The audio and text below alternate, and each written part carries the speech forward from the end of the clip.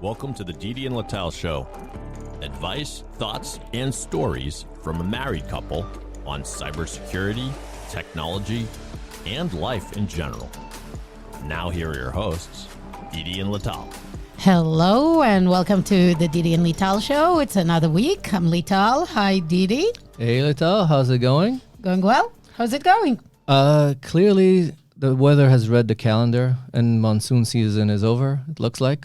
Hopefully, I'm not jinxing us. And now the temperatures have kind of gone down. And it's pretty surprising to me every year that August already feel chilly in the Boston area. And like us coming from Israel, knowing that August is hell. Yes. Like nobody wants to stay around. And August is actually Awesome. Yeah, it also makes me a little bit sad because like the days started to get shorter and I can feel that fall is coming. Hockey is coming. Oh, yeah. We already got the schedule for all the tournaments for next season. We need to send the kids for Cape Cod tournament in November or something. Something like that. And I think we never covered that Patrice Bergeron announced his retirement. We did not. So what do you have to share about that? What's your thoughts? First, deep sigh. Deep sigh. I can say that I agree with my buddies Felger and Maz, even though, you know, I've been told that I quote them too much, that he is less than what Boston made him to be, but he is still amazing. The fact that he's notable at the age of Jonathan Toews.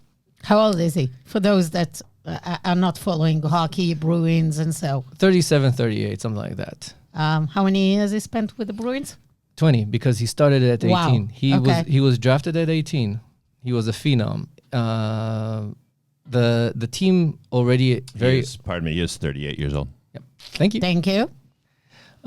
He was a phenom. He overcame massive concussions. He changed the way he played because he used to be a very offensive-minded player, and he changed to be basically the role model of the two-way forward in hockey. And I think for those of you that speak Yiddish, he's the definition of a mensch. That is, I think, the most important part about him, is the fact that he is a mensch. And his personality, his character, the fact that everybody in the league thinks so highly of him kind of attests to his real value. Because a lot of us, when we watch games, we're very, very intrigued by the Pasternaks of the world and how they can do amazing things and score goals. But there's a lot of things that come before you score, and there's a whole bunch of stuff that needs to happen before you even touch the ice. And right now, everybody's talking about Brad Marchand as the heir apparent to being the captain, which for me is funny because I see this as somebody making Shorzy the captain. So I know that he's also a great guy, but that's kind of where my mind's at. But I think when we talk about him, I think it's a very good segue to our main topic of systemic failures, because he's the counterexample of that. He's the guy that builds a system that it's almost impossible to see off the ice, but when you pull him off the team, I think it will change the culture significantly. I don't know if for good or bad, but it will.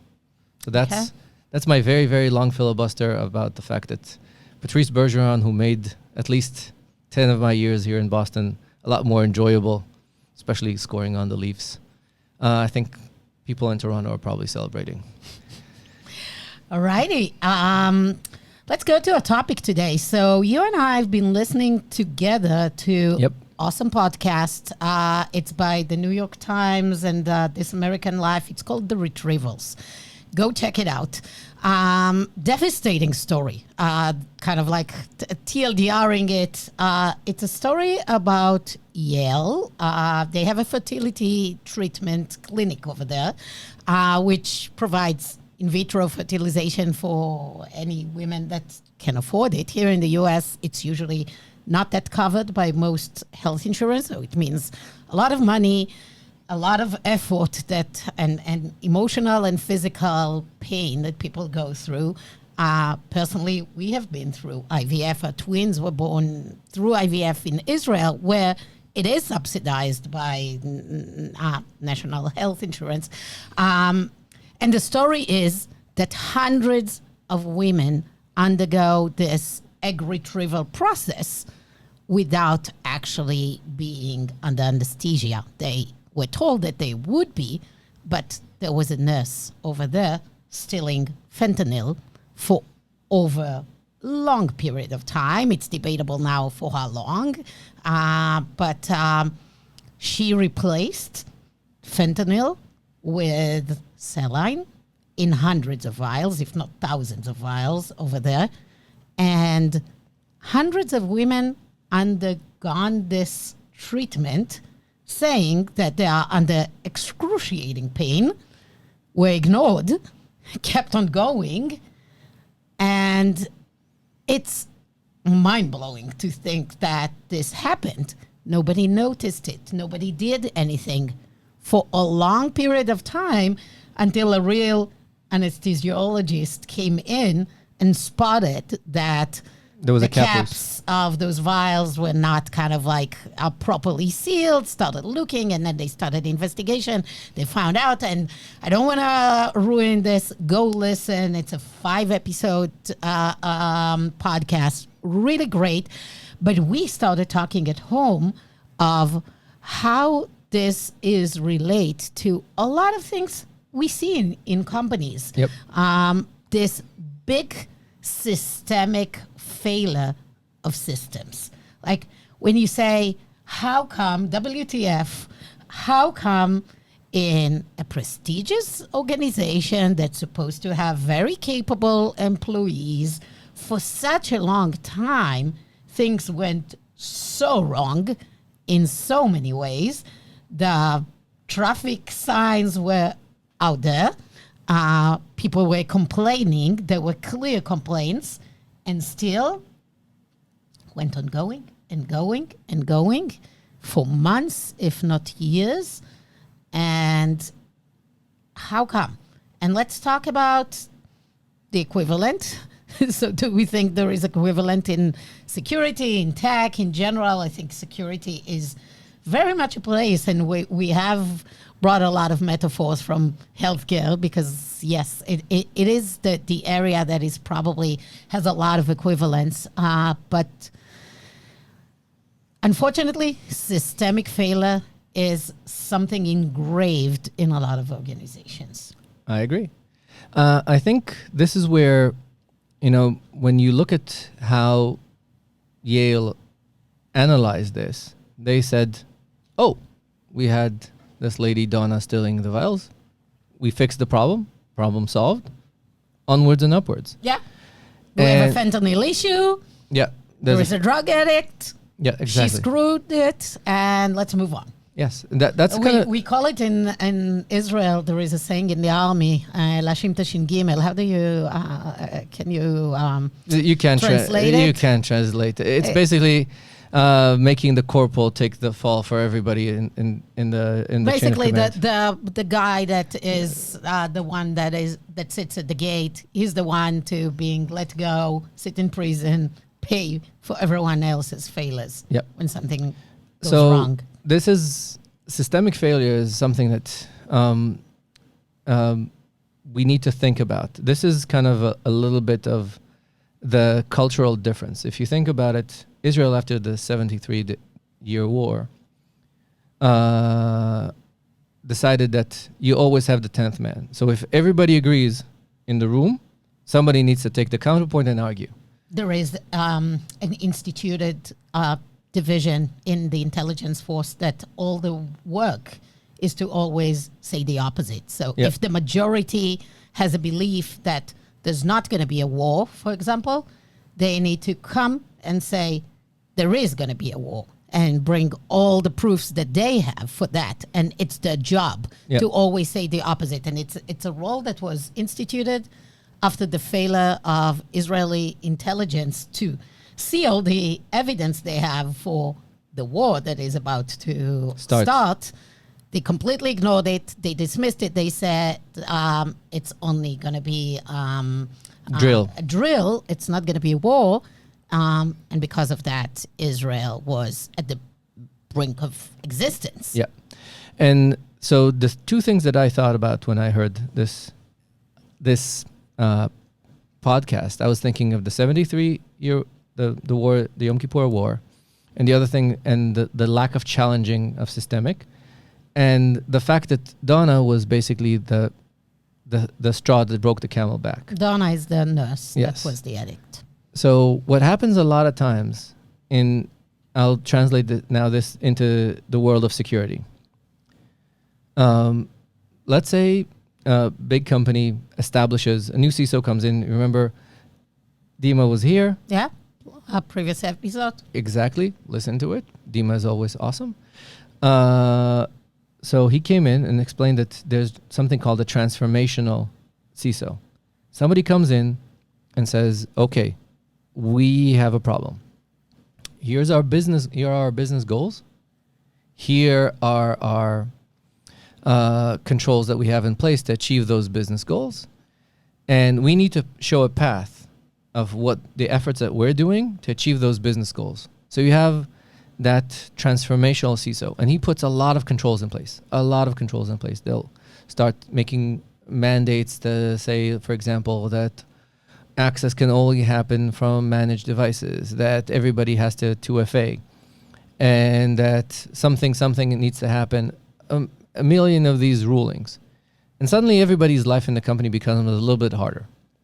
It's harder to do something. It's expensive. And if we translate this to the podcasts of the retrievals, they chose to use an older method for anesthesia because a nurse can administer it versus paying an anesthesiologist.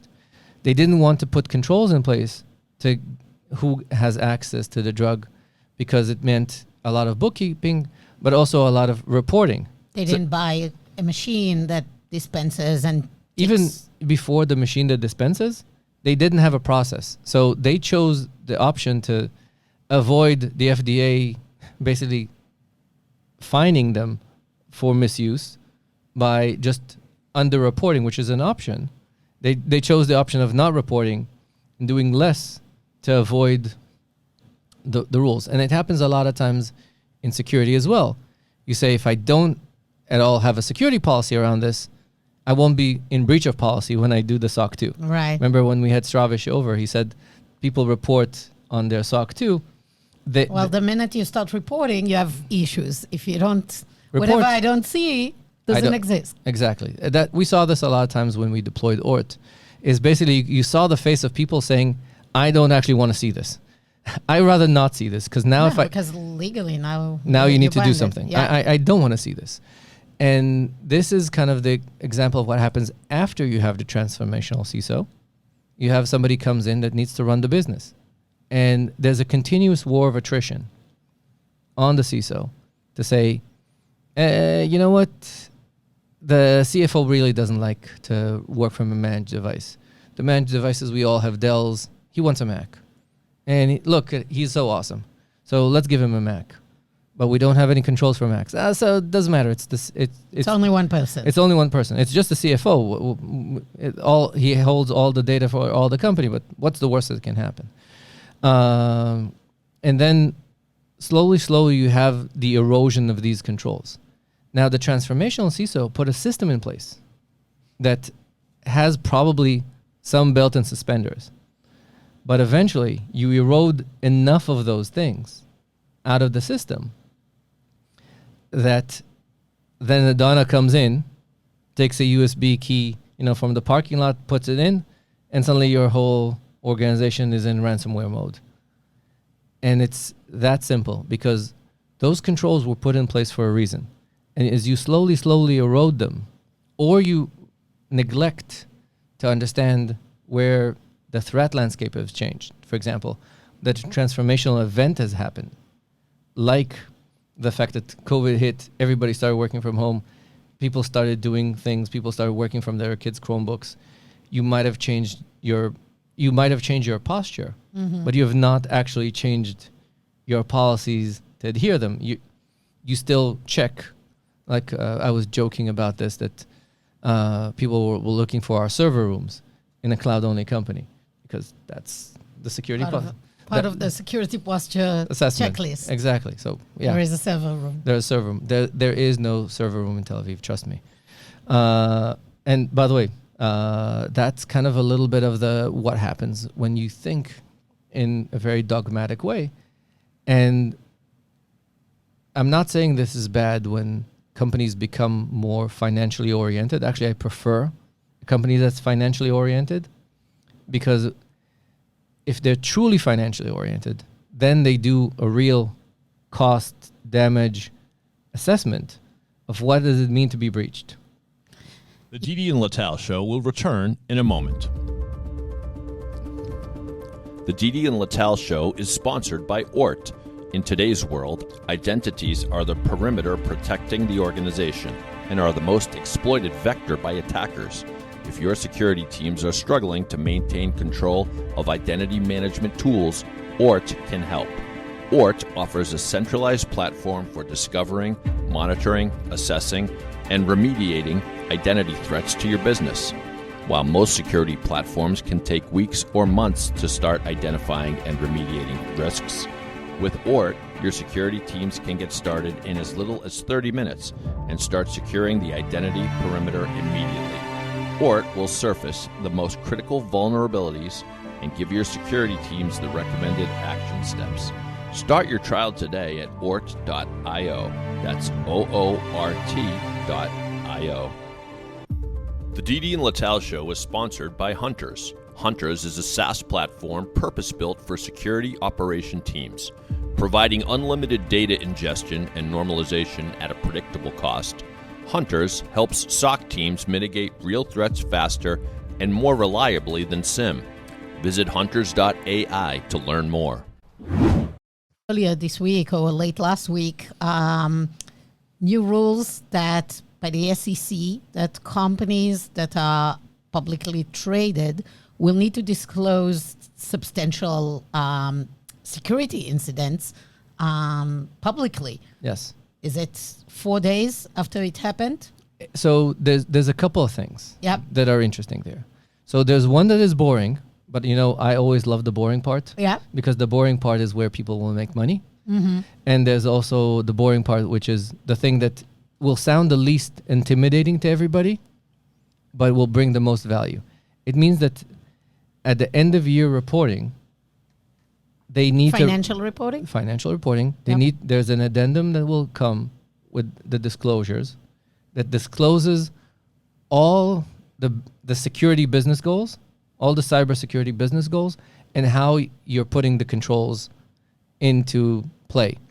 I'd love to have somebody like Shravish come over on to this podcast to see, because my guess is now every one of the SOC 2 compliance companies, they will attach the reporting. They'll need to attach a report and the structure of a report of how you report your holistic security posture and your holistic security, cybersecurity kind of something towards those disclosures.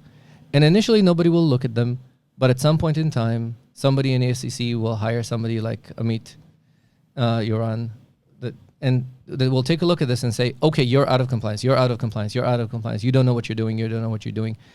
Because some of these companies also have national impact. Maybe there'll be a way to, all the ranking companies and analysts, maybe they will hire security experts to also look at the security posture and rank a stock of a company and the risk of a company. Yes. Also, so your risk is not just your business risk. Cybersecurity risk is part of your business risk these days. So I think the good news for us in the industry that it finally elevates it into folding it into the total business risk and business reward, right? Yep. Which we all wanted. We all said that cybersecurity needs to be part of the business. I think finally it's being acknowledged. Yes. Now it's going to be interesting how much the market will take on, will understand. It will take time for this to actually be folded into, the valuation of a company.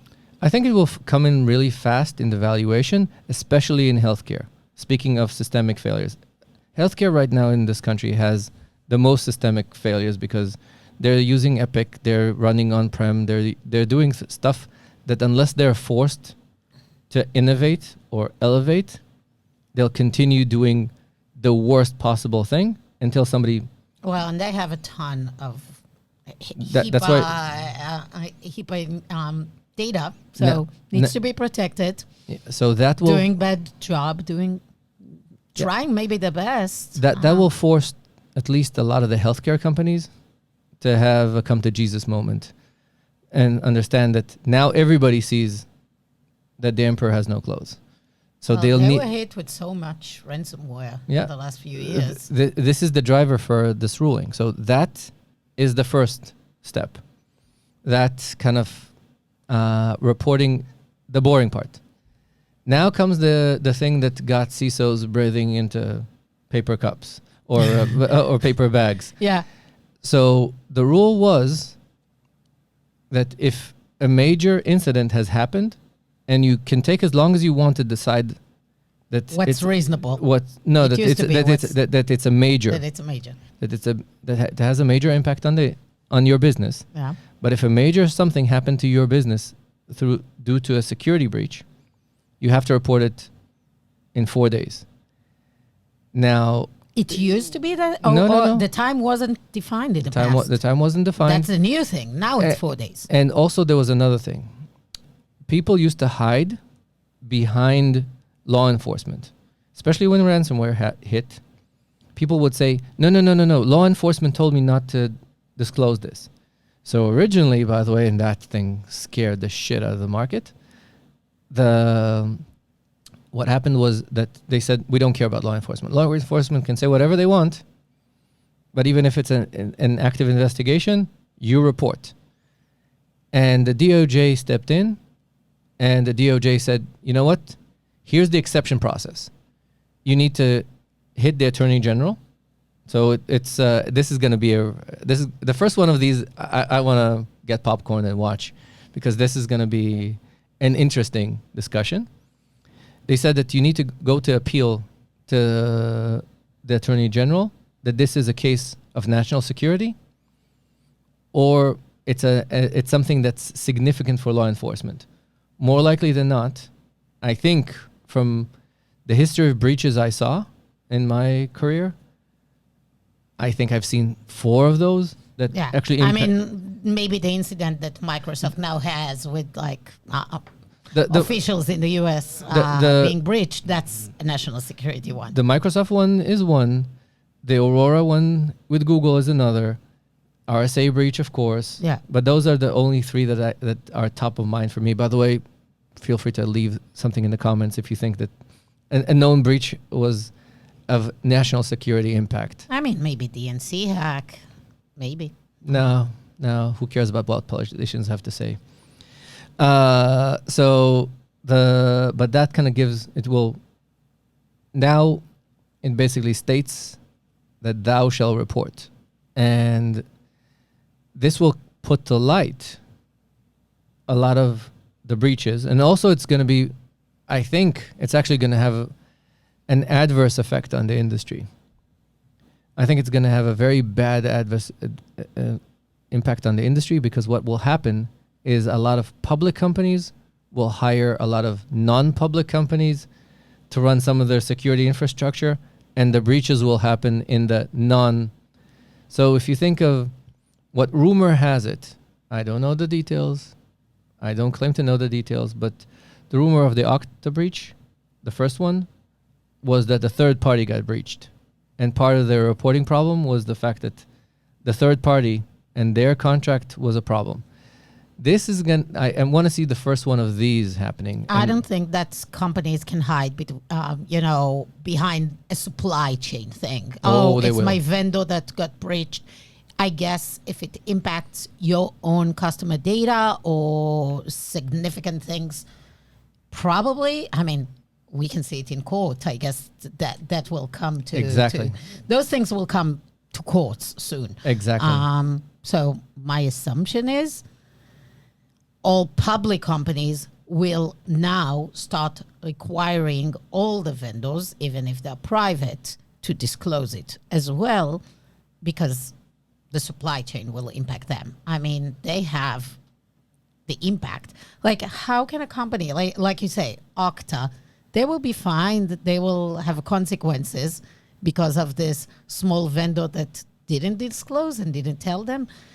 I don't think it's going to fly. I think very soon the standard legally may become that the smaller vendors that have public vendors will de facto disclose, just because of otherwise they'll get out of business, be fined themselves, need to pay companies public companies for not disclosing. So that will be interesting. This will be. I think we're going to go into a world of more transparency because of that. Because usually when you have like those, it's everywhere. When you have those kind of standards for the public market, then those larger companies that think of becoming public soon will start also reinforcing it. The public companies will ask all the vendors to enforce this. So it will take time, but it might become a thing in the market, at least for those bigger players. Yes, I think mainly it's going to really help some of the compliance vendors. So if the compliance vendor market was between Drata, Vanta, Trust Cloud, and the rest of them was crowded, now they basically opened up the field, because I'm guessing that everybody's now racing to do a more effective reporting, and Stravish's desire of just-in-time reporting will have to happen, because what used to happen, if you remember when we were describing this, is that everybody needs to run a report, then run and chase that report and manually chase the report and do a whole bunch of stuff around it. People will need to start be able to answer these questions quickly, because a lot of the aspect is not just were you breached, but what was the blast radius? And that's something that nobody wants to talk about. Discovering the blast radius will be the focus of a lot of security companies, my guess, us as well. I'm thinking that a lot of companies will start to understand that they need to investigate if the CISO was hit or the CFO was hit. What could he have done? What happened? Who is impacted? What's impacted? What could he have done? Because sometimes you don't have evidence of what he has done, but you need to have... He is the hacker, yes. the attacker. Yes. But you have to ask yourself, if somebody took over the CFO's account, what could they have done? And then report through that. Yep. And that's going to be a very big game changer, at least in my view. So, compliance, very boring, but I think it's going to drive a lot of work for the industry, at least in the near future. And I think more likely than not, it will probably percolate globally into more transparency globally, because this is something that a lot of companies that are international will have to think. I think a lot of focus will go into this area of incidents investigation, ability to report clearly, a lot of those abilities to pull the data fast, put clear story of what have happened, and as you said, what could have happened. Like, if it is the CFO machine, let's get as fast as possible what did he touch, what he could touch, what does he have access to, or what are the possibilities. You need to be able to get all this data instantaneously, which is, we talked about legacy tools, not able to do it today with what you have. You have a lot of people needing to go pull logs from different places and stitch them together. So I think there is a lot of opportunity in this area of incident investigation, as you will need to know immediately. And then your ability to respond, remediate, close the issue, be able to say to the stock exchange market, yes, that happened, but we're clear, risk is contained, be able to put a dollar mark of what was the risk, what was the impact, and be able to move on. I think the more companies will be able to do it, the better we're all going to be. Yeah, and I think it will help kind of expose or at least have a discussion of more systemic failures, because then people will start to be asked, why are you using an older tool? Why are you using a non-acceptable tool? Why are you doing your user access reviews through an Excel spreadsheet versus an automated way?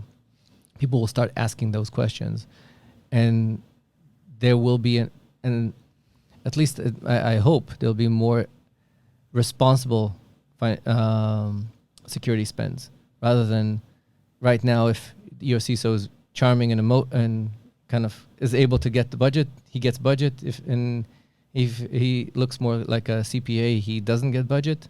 And sometimes the CPA actually gets it right. So I also like the fact that there's going to be transparency and ability potentially for people to from the external world to judge and see what's going on in-house. Like I'm thinking of the equivalent.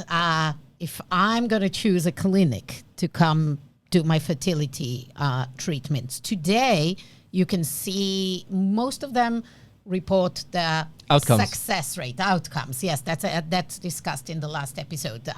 How many babies are actually delivered in this clinic out of procedures they're doing? That's one way of looking at it, but nobody is reporting of how many doctors, nurses, people you have in working there. Do you have an anesthesiologist in place? What are the anesthesia procedures? What's the procedure? What's the procedure? Seriously, I mean, I don't think being, after this myself, I was not informed. I did not know enough about it, and maybe you were I out. should have. Well, you were out. Oh, I was completely out for sure, knocked down, and I had a wonderful anesthesiologist in the room for sure, which should be. But I didn't know what's the protocol. We all need to be more informed. So I'm thinking about it, having this area where in the filing of a company, the posture will be disclosed. Maybe they will put a little bit more.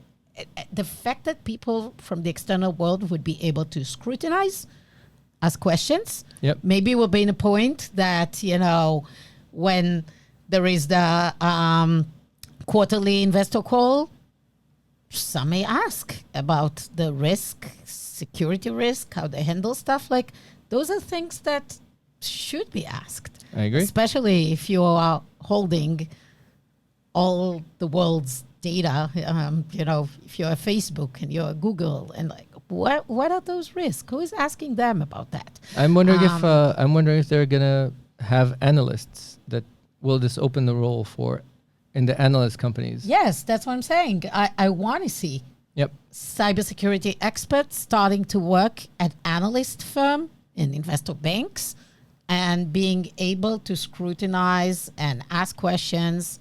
I think it would be great. I think you'll be great for the job. Thank you. Well, let's advocate for that. Yes, I don't know. exactly. I'm making it up a new job. Yes. Excellent. Well, anything else we want to cover? I think we beat that horse to death. Absolutely. Listen to this podcast. Great job by the guys over there. Well, thank you, everyone.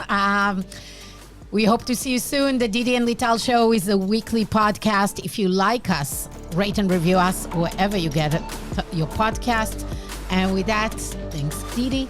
Thanks, Lital. See you soon. See you soon.